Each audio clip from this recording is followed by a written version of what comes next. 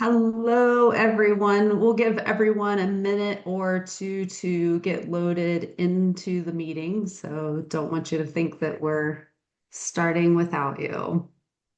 People also get confused. They come in and we're saying nothing, John. And they're Maybe we're just staring at the screen. like, is my audio not working? Is my volume not working? So everyone, we were just talking baseball, so throw in the chat who you're rooting for in October. I just checked the score of the Detroit Guardians game, and Detroit is winning 1-0 in the fourth inning.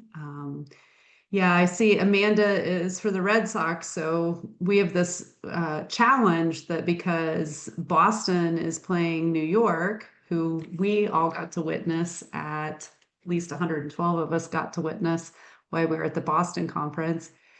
They're playing each other, so that's knocked anyone else in from having primetime games. So the Guardians are playing their three games if three are needed at 108. So right in the middle of the day.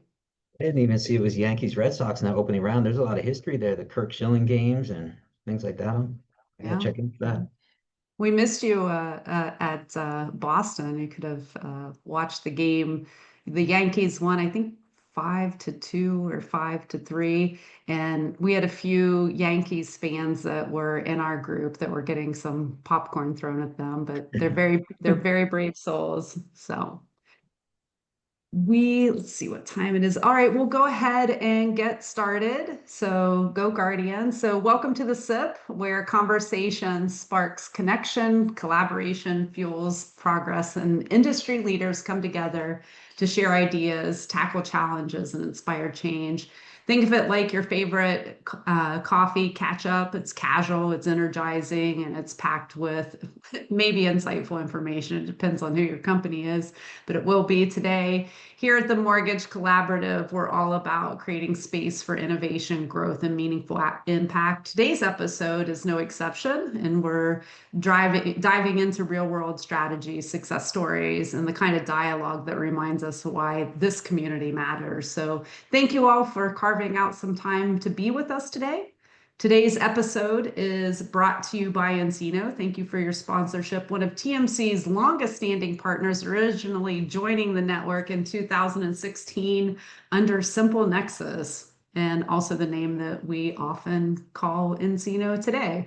And their evolution mirrors the industry's own transformation, and we're thrilled to have them back in the spotlight. So thank you again for your sponsorship. And joining us today is Casey Williams, coming in right under the line of time. You had Amy a little worried. He's the general manager at nCino, and then John Wines is chief strategy officer for Atlantic Bay, who has also been a member of the Mortgage Collaborative for some time, bringing a wealth of experience and perspectives from both the tech and lending side of the business.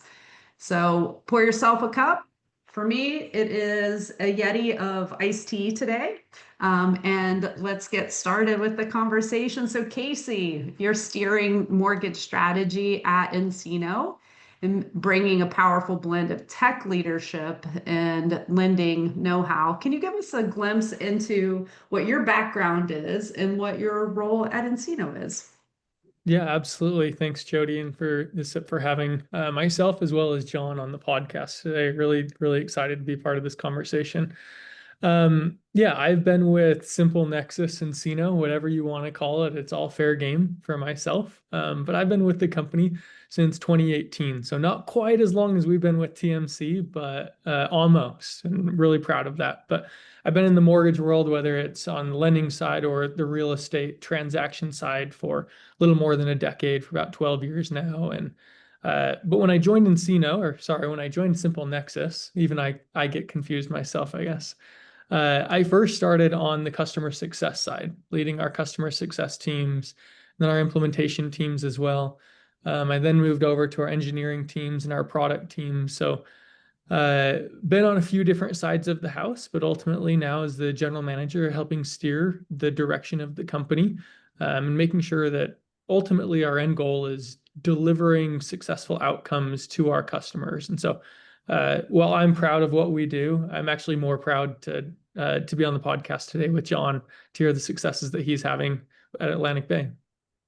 Awesome. And we'll give you a pass for not being super early because those of you that don't know, Casey has a new child. So I'm sure that he was, changing diapers or doing something uber fun. No, it looks like you're in the office. So I hope that Yeah, wasn't the case. I am in the office, but and I don't have a cup with me right now, but I think it's because I've already had more than a doctor's recommended amount of caffeine today. So Over caffeinated the way yeah. that we like it. John, as a self-proclaimed recovering lender, I've had the joy of collaborating with Atlantic Bay over the years in collab labs at the Mortgage Collaborative. But for those of you who have not yet met you, tell us about Atlantic Bay and how you're shaping strategy in the direction of technology there. Absolutely. So if you guys haven't heard of us, Atlantic Bay is an independent mortgage bank. Been in business for almost 30 years. We're about to celebrate our 30-year anniversary. Same owner, same name, same everything. It's been a lot of stability here. We close about 4 billion, a little over $4 billion a year. And one of the things for my personal role, I'm our chief strategy officer, and I joined Atlantic Bay. I had my own mortgage broker shop, and it was during the 2008, 2010 mortgage crisis or so. We were thriving, but we knew that there was, I just felt like there was better. That's when I joined Atlantic Bay. So I've been here about 15 years, a little over. I started as a loan officer and had to build my origination business up, qualified for a lot of the different sales trips, things along those lines. Then we started to build the North and South Carolina region. I was our regional manager there and always had a passion for the technology. So I kind of describe my role as chief strategy officer as providing the tools and resources that our team needs to be successful. Most, passionately about the loan officer and borrower experience. That's what I, know the most. I've originated longer than I've pretty much done anything else. My passion's with originating. And so I'm always just trying to figure out how do we make that process more efficient for our loan officers, better for our borrowers, so we can close more loans with less effort. Awesome. Thank you both for those intros. I will say, I think it always is much more meaningful, people who have been in a business, done the business, to be able to develop the strategy for lenders. So love that experience of yours, John. Let's roll up our sleeves and dig into today's conversation. Oh, before that, I have like a full dose of Atlantic Bay coming. I just realized that next Tuesday, I will be on stage with Emily Gardner as Oh, we talk nice. about recruiting, retention, and how culture plays a role in both of those aspects. So we'll have the opportunity to meet with her and have a fun conversation. You two are going to knock it out of the park. I know it. Casey, nCino has built a strong name in the point of sale space, but it's a competitive landscape. So how are you able to stand out in today's market and what makes your platform unique? Yeah, I think there's probably the age-old tell that we've talked about of one of the things that Simple Nexus is really proud of is bring the originations to your mobile device, right? Of whether it's a mobile app, whether it's a web responsive on mobile. But that was one of the key differentiators early on with Simple Nexus was saying that in today's landscape, more and more people are walking around with a smartphone and less are they walking around with a laptop in their hands. And so let's give people access to, let's give whether it's consumers or originators access to do the tasks that they need to do on the go. So that's always been our mantra. It's always something that we've been proud of, but connecting that as well, I would say the efficiencies and automations that we've been working through, and hopefully we'll have an opportunity to talk through a little bit more of some of the product and some of the features that we're coming out with. I know we'll save some time for that later in the show today, but being able to connect those key workflows, whether it's utilizing AI or whether it's just identifying workflows that need to be changed, I feel like those are things that stand out on the nCino name compared to when we're doing demos, whether it's for prospects, current customers, to other point of sales that we're really proud of. And then the last thing that I'm going to say is we have customers who are independent mortgage bankers like Atlantic Bay, to credit unions, to banks, to builders all across the board. the need for each of those customers is different. And so we try to provide a very flexible platform that can be customized. Customization for a credit union versus an IMB is very different, whether you're asking for a member number or redacting that member number, right? The need for a personalized application or for a personalized experience to the consumer that looks and feels like Atlantic Bay, or it looks and feels like insert other customer name, is something that we pride ourselves, because ultimately it's the customer that we care about. Yeah, absolutely. And I've seen that evolution over time with Simple Nexus to nCino, and also know that with 300 or 3,000 mortgage lenders out there, and we all feel like, the point from A to Z isn't a direct line, and we all do things a little bit differently. So appreciate the fact that you have adapted to that. And John, how long has Atlantic Bay been leveraging nCino? Walk us through what the team's workflow is and the features that have become essential in your process. Absolutely. We went live in August of 2023. So it was around the time where Simple Nexus was becoming nCino. So it was a little bit before that. I believe we signed with Simple Nexus. And to Casey's point, when we first were interested in it, all I kept hearing about was the mobile app. It was a differentiator. It was what they did really, really well. And if you went in the App Store and typed in any major lender, you could tell immediately that was an Simple Nexus mobile app. And here we are, I mean, years later, I think it's still their differentiator. But for us, when it came to nCino, Simple Nexus, for me, the flexibility and the customization was crucial. So I mean, the mobile app that Casey mentioned, you can do a co-branded mobile app, and we were a IMB that's purchase focused. We build strong realtor relationships, and that co-branded mobile app was just one more way that we could build that connection with the realtors. That was a bit of a differentiator from anyone else. When it came to our success with nCino, it really, I mean, we went the route of a custom loan application, and that was important to me because and it wasn't a common offering at the time. And what it meant for me was that it was not going to do us any good to have this point of sale system where the loan officers didn't trust sending their borrowers to it, because, the most common thing I used to hear was, well, then I still have to call them and fill in all the gaps. And so why do I even send them to the mobile app if I'm just gonna have to call them anyway and answer all the other questions?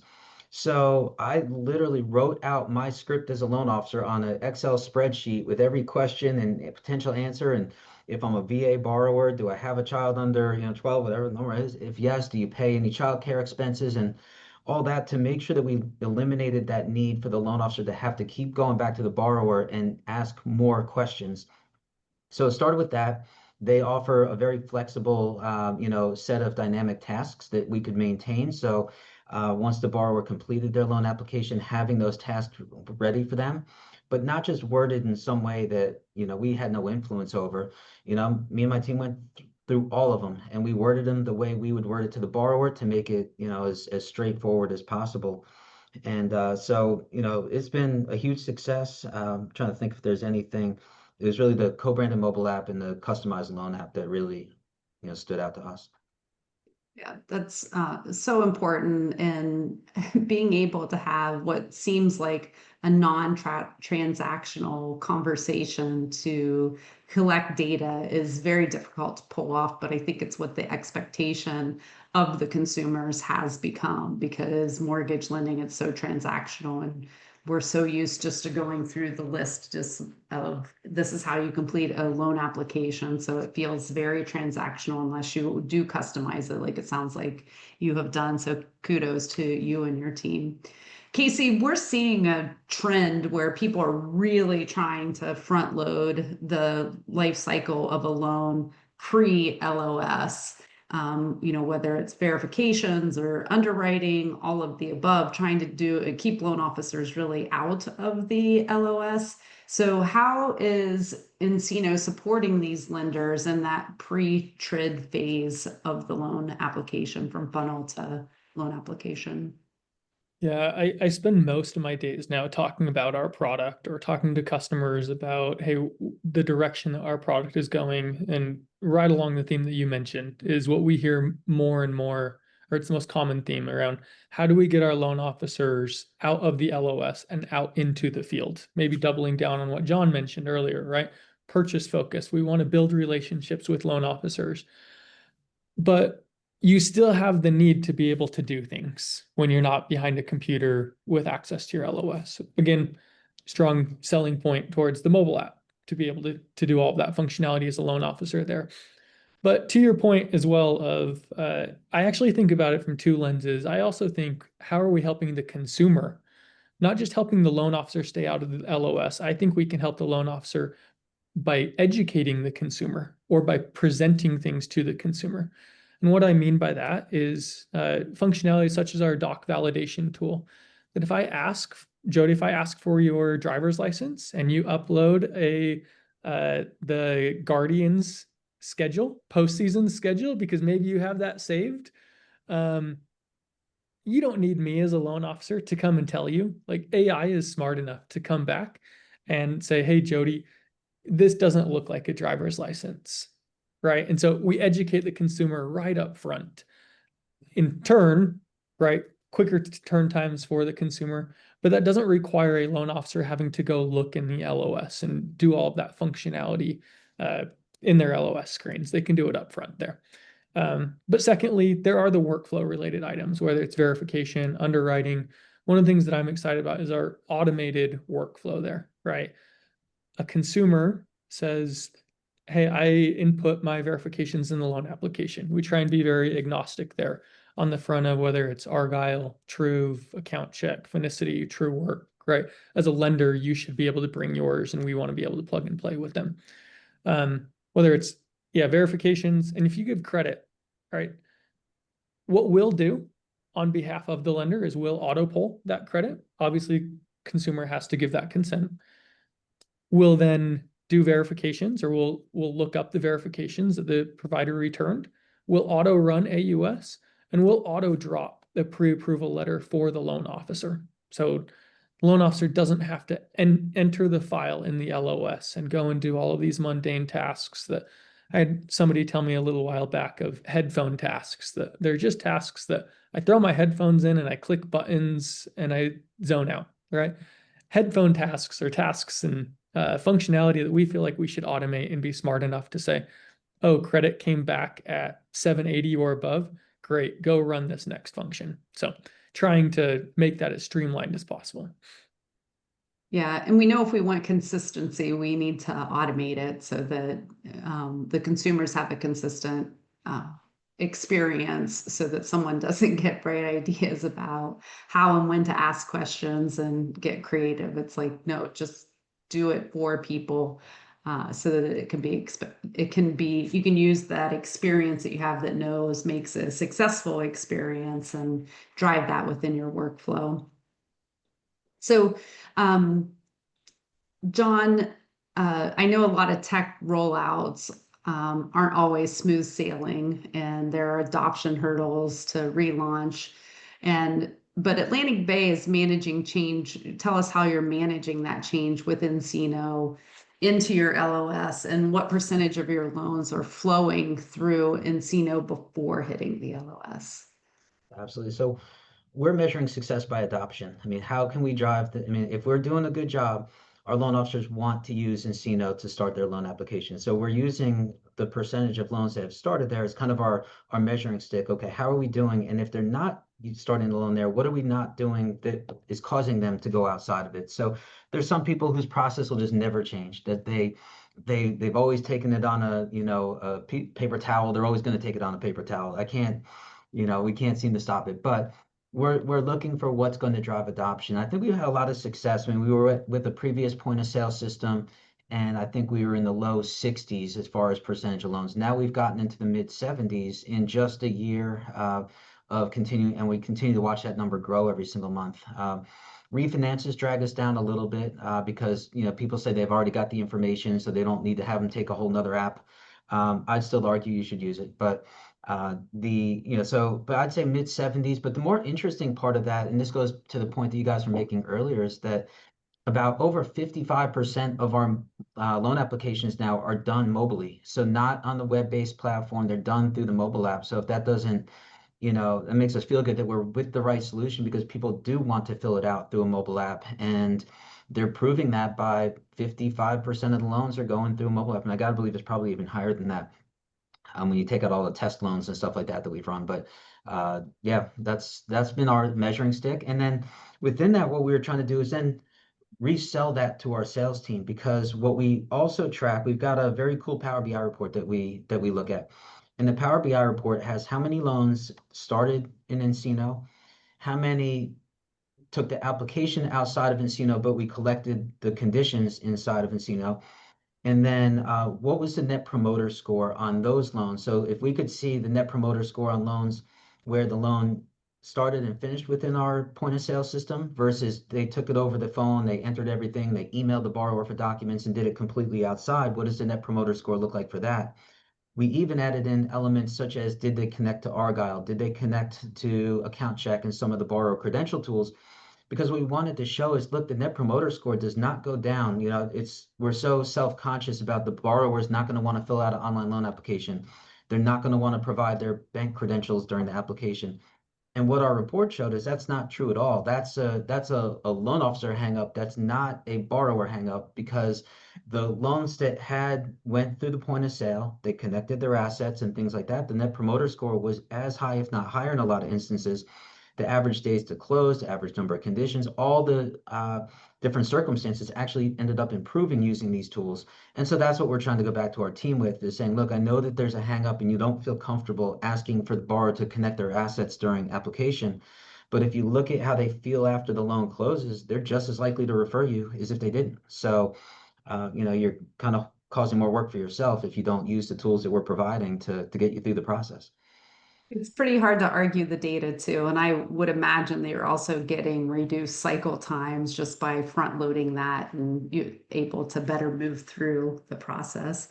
But Casey, let's go just a little bit deeper across the TMC network. We're hearing that some lenders hesitate to switch POS platforms because they worry about post-implementation support. So we've kind of made this shift like, all right, people have teams that can help us implement technology, but now they've moved to, okay, that exists. The industry has solved that problem, but what happens to customer success and what does customer success look like at nCino after going live?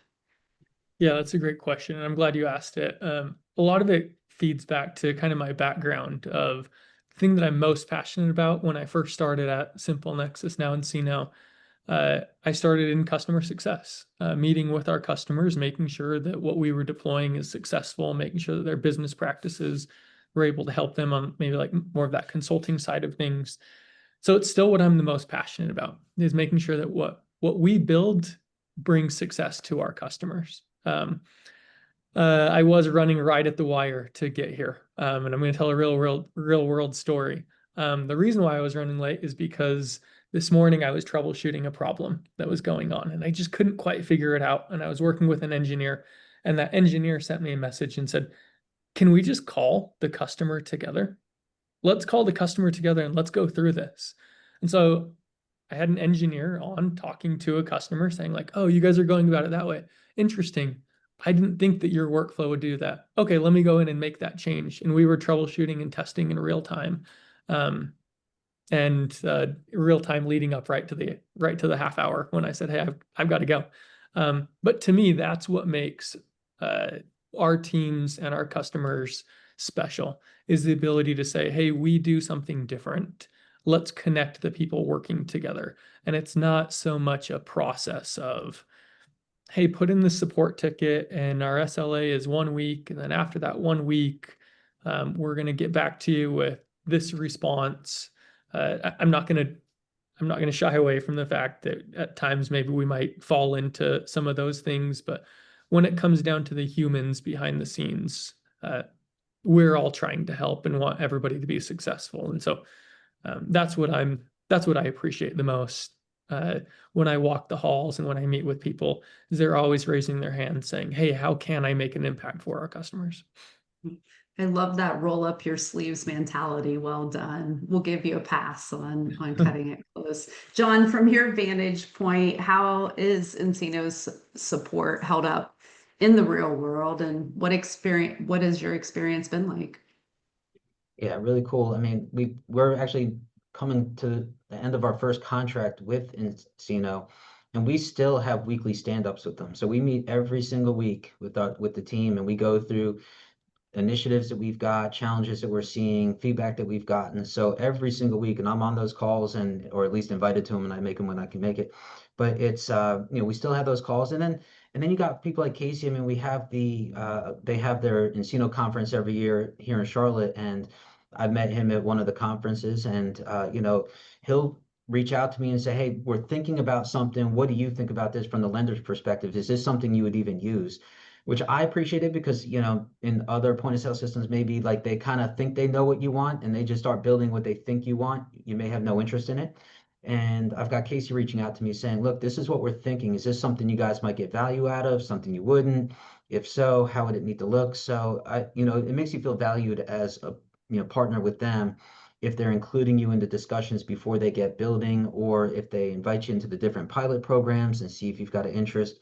And then again, the weekly stand-ups, the fact that we're, a couple of years into this contract and we're still meeting on a weekly basis and we haven't really missed a meeting in a couple of years now.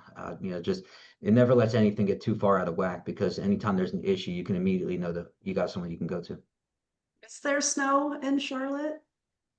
Is there snow in Charlotte? Didn't you say the snow conference?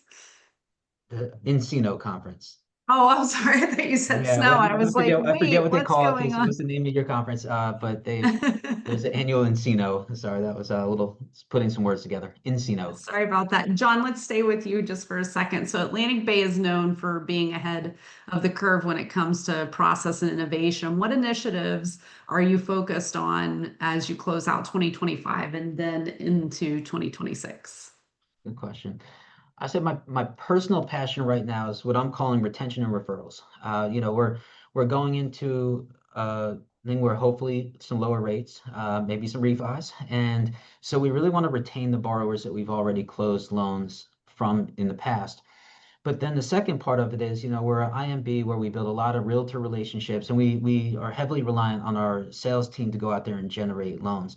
So we've been asking ourselves, what can we do from a company perspective to support the loan officer's growth? And I think where we can really help is with the referrals part to make sure that they get as many referrals as they can possibly get from their database.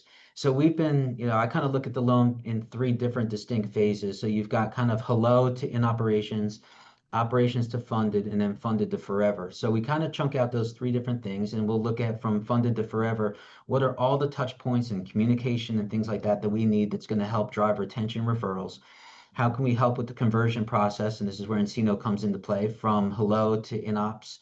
And then you've got that middle side that I'm not as involved with, but I'd say really maximizing our ability for retention referrals, and then obviously AI and where that fits into the mix. I mean, we've been looking at, texting bots and voice callers and things along those lines to try to help automate as much of this communication as we can so that loan officers can go out there and build relationships, not push paper and things like that. So we've been looking at tools that can review pay stubs and W-2s and all those kind of things. So definitely AI at the top of the list as well. Awesome. I think I've heard that a time or two from a few lenders I'm over the sure last couple you months, can't go but to a conference without that being the main topic. Casey, what's coming down the pipeline at nCino? What should lenders be watching out for as we go into the new year? I think I'm obligated to start with some AI stuff now, right? Uh, um, but yeah, on the AI front, there are a few things that we're working on. Of filling out a loan application can take time. We in the lending world, we have an interesting workflow of we ask individuals to fill out an application and then, hey, now give me your tax returns or give me some documents post. But seeing if we can flip that as an option, right? Not requiring it, but as an option to say, hey, if you upload your tax returns, we'll actually extract all of the information out of the tax return and pre-populate your 1003 for you. Taking applications from a mid 20-ish minutes down to the single digits of how long that would take to just verify a few information or fill in the gaps of a tax return doesn't know this is the property you're trying to buy type of thing, right? So from the consumer side, trying to help there. from the loan officer side as well, um, being a mobile first company, some things that we're excited about is I like to think of it as a mobile activated, being able to pick up my phone and say, send a pre-approval to John Wines, almost a Siri, but a Siri that works. And so being able to use some of those voice recognitions and connect all of the dots behind the scenes, we like to think of it as our mortgage advisor, but for loan officers specifically. So a few things that'll be coming down the pipe that you'll see here in the coming months. That's very exciting. And if people would you mind typing Casey in the chat if people want to, with MBA annual coming up, if people want to connect so that they can further discuss nCino's offerings or what's on the roadmap, so that they can connect and take advantage while everyone is there. And unfortunately, that's a wrap. So great conversation with you all, and thank you again, nCino, for sponsoring today's episode, and to Casey and John for sharing your insights and energy. And of course, a thank you to our listeners. Your curiosity and engagement is what keeps the industry moving forward. And you had a nice shout out there about mobile application in the chats, Casey. We'll be back next week, Tuesday, October the 7th. And I just did the prep call with that. Faith will be leading that, and it's going to have a whole lot of energy. So make sure that you jump on at 2 p.m. on October the 7th for our network, and then 4 p.m. Eastern time for the broader industry on LinkedIn. And if you're not yet a member, please reach out so that you too can participate in everything that TMC has to offer. And so until then, I'll see you next time on the SIP in mid-October, and go Guardians. Thank you guys. Thanks, everyone. Thanks, Jody. Thanks, the SIP.